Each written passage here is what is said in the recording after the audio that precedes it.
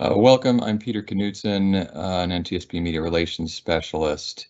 NTSB member Tom Chapman, the spelling is Chapman, will provide information on the NTSB investigation into the January 28th highway crash involving a box truck and a medium-sized bus in Louisville, New York.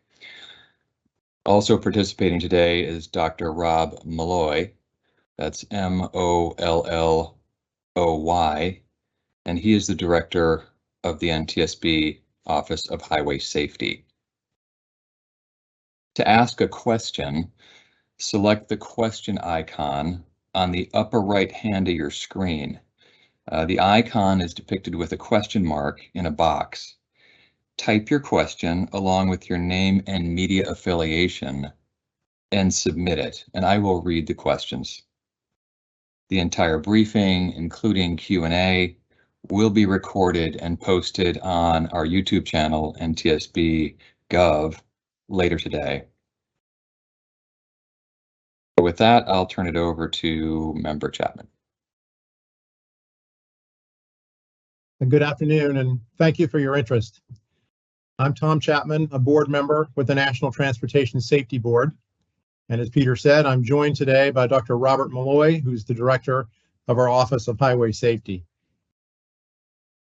NTSB has launched a team to investigate a crash resulting in 6 fatalities involving a medium-sized bus and a box truck.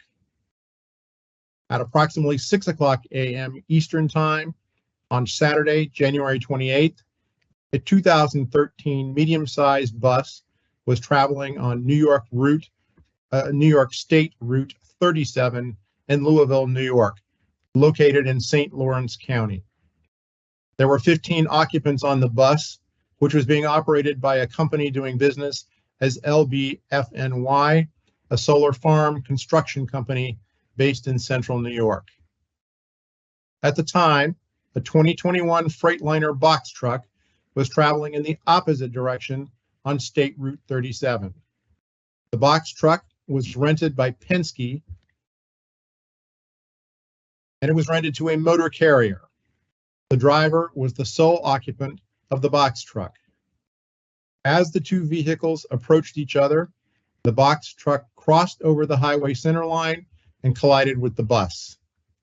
At the crash location, State Route 37 is a 2-lane highway with a posted speed limit of 55 miles per hour. As a result of the crash, 6 occupants died from injuries sustained in the crash, and we understand several other occupants were seriously injured. Reports indicate that both drivers were among those injured.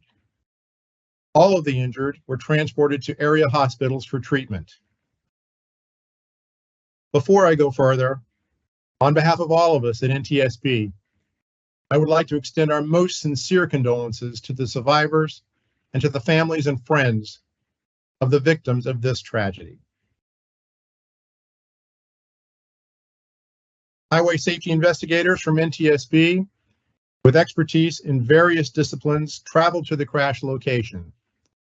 In part because of the challenges presented by weather in the area, tomorrow will be their first full day on scene. Our investigative team will be on scene for 4 to 6 days. With regard to this tragedy, we are particularly interested in issues relating to the safe transportation of workers, as well as occupant protection and the overall safety of medium-sized buses of the type involved in this crash. We are grateful to and want to commend the law enforcement and first responder personnel who participated in the emergency response to this crash, as well as the hospital staff responsible for treating the injured. I also want to offer additional information about the mission of the National Transportation Safety Board. NTSB is an independent federal agency charged by Congress with investigating every civil aviation accident in the United States and significant accidents in railroad, highway, marine, and pipeline. We also issue safety recommendations aimed at preventing future accidents. The NTSB investigator in charge of this accident is Mike Fox. Mr. Fox is a senior motor carrier investigator with over 11 years of experience at the NTSB.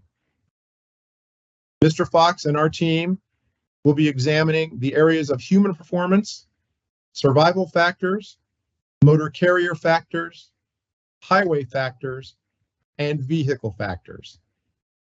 In addition to our investigators, we have specialists from our Office of Transportation Disaster Assistance on scene. They will be working closely with the families and local agencies to provide support to those involved. We are working closely with the Federal Motor Carrier Safety Administration, the New York Department of Transportation, and the New York State Police. We are grateful for the work and support of these agencies. We encourage witnesses or those with information relevant to the investigation to contact the NTSB by email at witness@ntsb.gov. And let me repeat that email address. It's witness@ntsb.gov.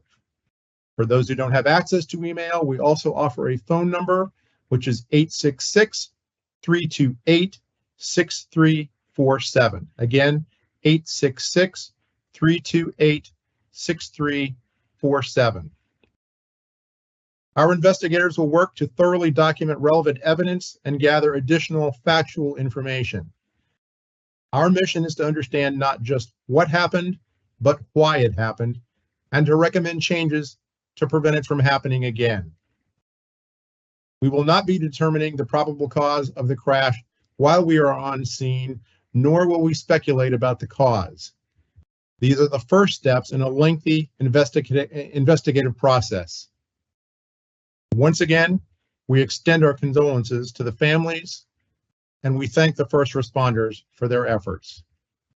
With that, I'm happy to take your questions. Okay, and to just reiterate, to ask a question, select the question icon on the upper right hand of your screen. The icon is depicted with a question mark in a box. Type your question along with your name and media affiliation and submit it, and then I will read your question to Member Chapman. Member Chapman, while we're waiting for questions to come in, I'll ask one that I know we do frequently get asked: is how long is the investigation expected to last, and what goes into the length of that? Typically, an investigation of this type will take from 12 to 18 months. It's a very, very thorough process involving complete examination of all the facts, as well as coordination with other agencies, other parties involved. NTSB operates on a party system. We anticipate that there will be various parties involved in this investigation, which will help us get to the ultimate outcome, which is, in the case of NTSB, determination of the probable cause of the accident. Thank you. And I do have a question from Jeff Cole. What are some of the things the NTSB will look at? Speed, whether seatbelts were used. Take us through the variables the team will look at. We'll certainly be looking at all of those factors. We're going to be looking at the conditions at the time, the weather, the road conditions. We'll be looking at the vehicles involved. We'll be looking at such things as maintenance records, the operating history of the companies involved, and we'll be looking at the drivers, the operators as well. We go into very thorough detail in these investigations. We look back, typically with respect to drivers, for example, we look back several days prior to determine their activities in advance and the extent to which their activities may or may not have contributed to the accident. So it's a very, very thorough process. And a follow-up question from the same reporter: do the buses have seatbelts? Some buses have seatbelts. We're not far enough along in this investigation yet to know whether seatbelts were installed on this particular bus. Okay, those are the two questions we have so far. Any other attendees have questions, please submit them now. We'll wait a couple moments.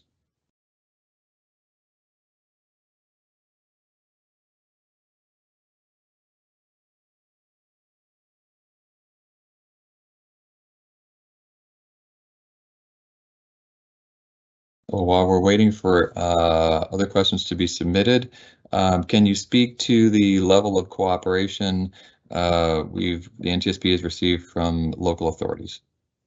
Yes, I'm told by Dr. Malloy and our investigative team that the level of cooperation at this point in the investigation is actually quite good.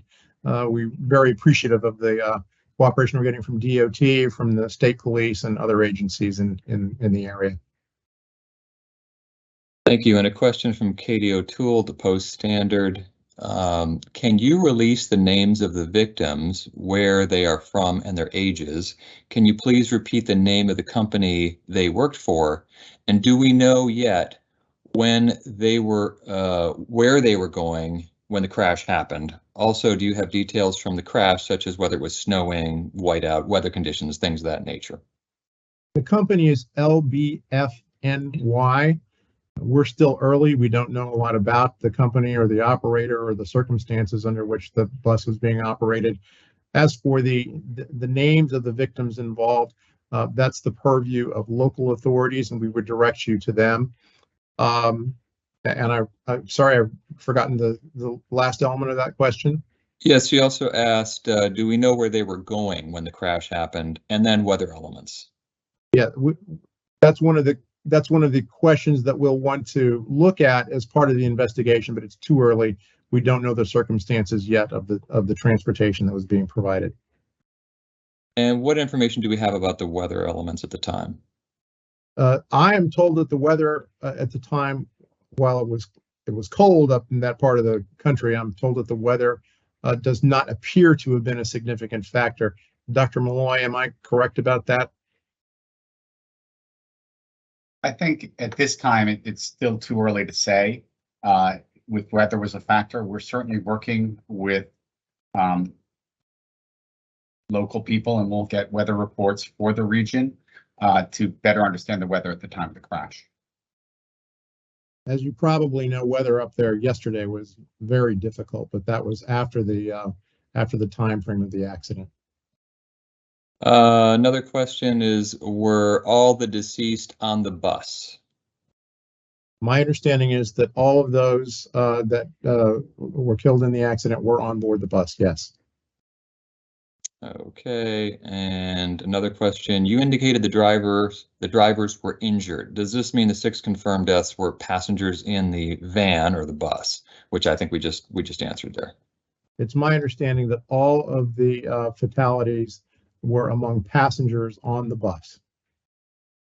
And also from Katie O'Toole, the Post Standard. Additionally, the number of passengers the bus was rated for, any violations? Do we know of any violations against the company in the past?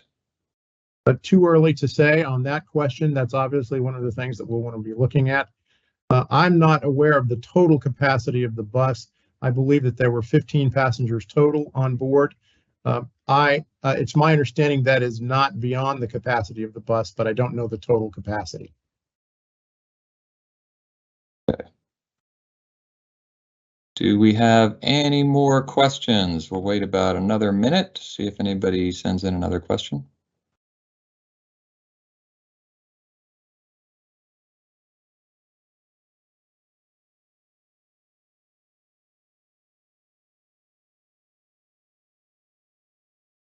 Okay, seeing no more questions, we'll go ahead and wrap things up here. Stand by. This will conclude today's media briefing. A recording of this event will be made available on our YouTube channel, as I mentioned earlier, NTSB Gov, later today. Follow-up questions should be directed to NTSB Media Relations at ntsb.gov. That's our email, or our phone number to Media Relations is 202-314-6100. Thank you for participating, and good afternoon.